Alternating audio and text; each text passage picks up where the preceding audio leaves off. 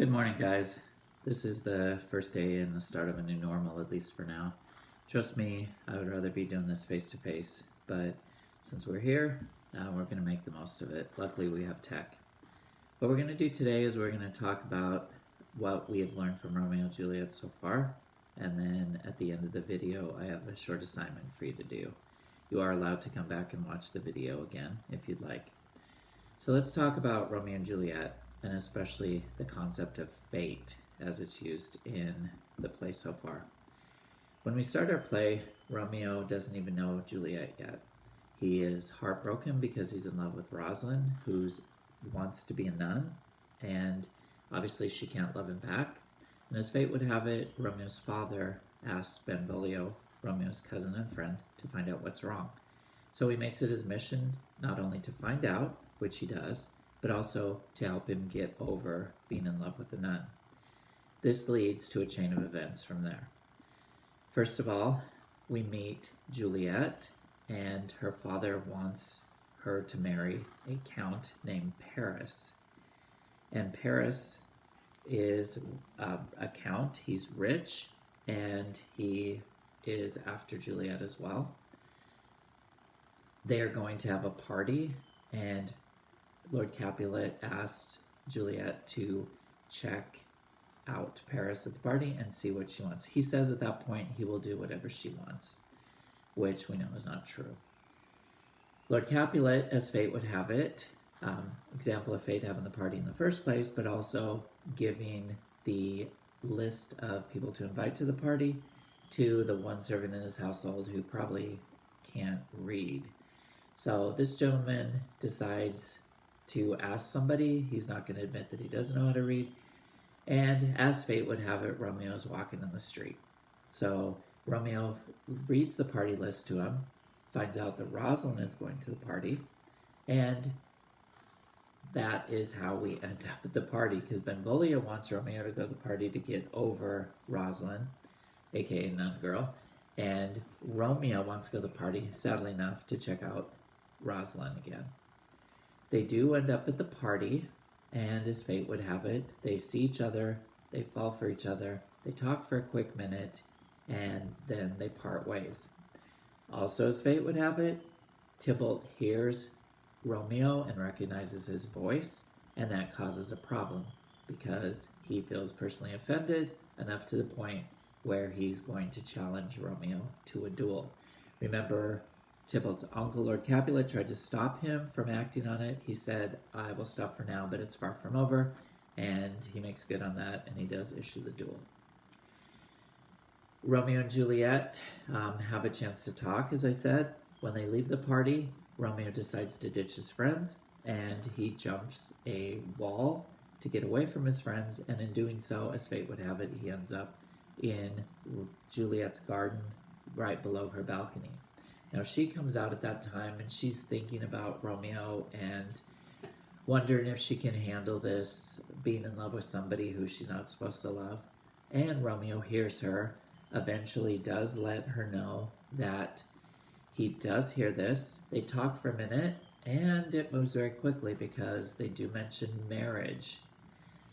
They decide that the next day, the nurse, we know, will be the one who goes to Romeo and find out what time and what place they are going to be married. After that, Romeo goes to Friar Lawrence.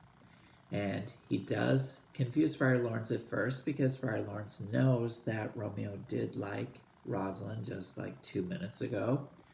But he decides he will go ahead and marry them, even though he probably shouldn't morally or legally or any other kind of way.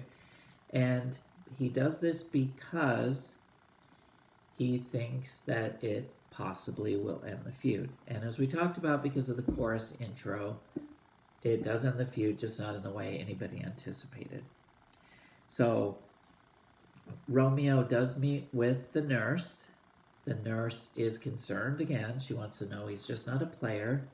And she goes home, plays with Juliet's feelings a little bit, pretends like she's too out of breath to tell her she's going to marry Romeo indeed, and finally comes clean. They set up the wedding.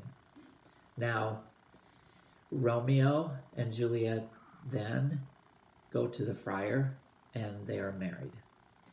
That's an example of fate too, that the friar would actually agree to marry them, the nurse would agree to help them. So they do have some assistance in that. Remember, we talked about right after the wedding that everything starts to go very badly. And in fact, right after the wedding, within the hour, we find out about the duel challenge that Tybalt issued. And Mercutio and Tybalt butt heads, and they run into each other. And luckily, Romeo comes along, as fate would have it, right down that same street. And he doesn't want to fight Tybalt, so he wants to keep walking down the street. And Mercutio doesn't understand, of course, because remember, at this point, only 4 people know that Romeo and Juliet are married. That would be Romeo and Juliet, of course. Also, the nurse and Friar Lawrence. So Romeo has to play kind of quiet, and he says things like, I love you, I love your family, I can't tell you why, but just let me go. Tybalt doesn't want to do that, and he keeps insulting Romeo. Mercutio finally has had enough, and as most good friends would do, decides to stick up for his friend Romeo. Mercutio and Tybalt go at it right away.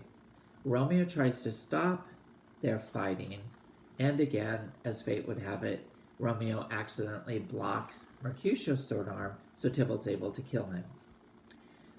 Tybalt runs off, Mercutio ends up dying, and Tybalt decides at that point to come back, probably because Romeo was a fairly easy target, or so he thought. But in the meantime, when Romeo finds out that his friend Mercutio has died, he just goes kind of crazy. He goes full on ballistic, gets very aggressive, and when Tybalt comes back, he tells him, "You're going to die for sure. I might join you, but it's on." And he goes crazy like a hurricane. He ends up killing Tybalt in his rage, but right instantly after that, he realizes he was a victim of fate. In fact, remember, he falls on his knees, he drops his sword, he says, "Oh, I am fortune's fool." And Benvolio tells him, "Get out of there." What happens next then is the prince comes in, and both sides, like a courtroom, try to argue Romeo should be put to death. No, Romeo was just carrying out what the law would do. And the prince, in his wisdom, probably because he was upset that Mercutio, his relative, was killed, that he gives Romeo a break. And that is, he's just going to banish him instead of putting him to death. In the next scene then, Juliet is waiting anxiously for Romeo to come. The nurse comes in. She's incoherent. She's upset. She talks about corpses and blood and gore, and who would have thought it? Romeo, Romeo. So instantly Juliet thinks that it's Romeo who's been killed. She finally is coherent enough to explain what really happened, and initially Juliet's trying to figure out, why would my new husband have killed my cousin? She thinks it through. She's very lucid, and she does come to the conclusion that if Romeo wouldn't have killed Tybalt, Tybalt would have killed him. She knows him, Tybalt, very well since they were kids. So he knows that Tybalt's hot-headed. He knows that Tybalt probably started the fight. It's probably not the only duel he's ever been involved in. And her choice is her husband or her cousin. She's going to choose her husband. Then she focuses on the banishment. And I told you this scene is going to be parallel to the next scene that's coming up. And that is how Romeo and Juliet take the news that Romeo's banished. Juliet says it's worse than death. Not only her own death, but everybody she loves, everybody she cares about, even herself. She doesn't do well with that banishment. She tells the nurse, "You need to go to Romeo." They know he's at Friar Lawrence. And you give him this ring and have him come still tonight, and we will work through this. And the nurse agrees to do that. So, as you see, guys, we have many examples of fate through this. Some that are very obvious, some a little more on the DL. So here comes our assignment. What I want you to do is, on a Word document, I would like you to address so far in our reading, and we're just into Act 3, a few scenes. But up to this point, I want you to think about what is the biggest example of fate contributing to Romeo's and Juliet's death so far. So again, look through the examples of fate, the seeming to be coincidences or misunderstandings or accidents or just bad timing, and choose one of those and explain how that was the biggest contributor to Romeo's and Juliet's death so far. Again, you are allowed to go back and listen through this. It's probably not that interesting, but we're all going to do our best to this. As always, guys, if you have any questions, go ahead and send me an email. You will, again, write this up on a Word document, submit it on Moodle, and it will be under the Shakespeare category, the Shakespeare folder, of course. So, hope you guys are doing well. Hope you're going to make it through this okay. Again, let me know if you have any questions. And hey, remember, you are blessed to be a blessing.